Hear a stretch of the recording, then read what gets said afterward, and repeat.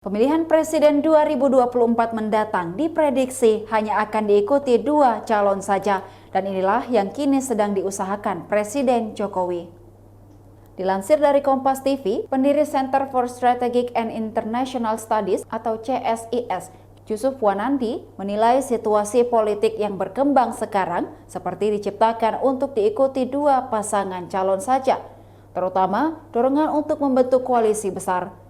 Yusuf pun menilai hal itu juga dilakukan Jokowi, sebab menurut Yusuf sangat sulit untuk memperkirakan kemenangan jika ada 3 pasangan calon yang bertarung di Pilpres 2024. Yusuf berkaca dari Pilkada DKI Jakarta 2017 yang memunculkan 3 pasangan calon dan salah satunya harus kalah di putaran pertama. Padahal saat itu banyak yang memperkirakan pasangan Basuki Cahayapurnama, Jarod Saiful Hidayat sebagai petahana bisa memenangkan Pilkada DKI.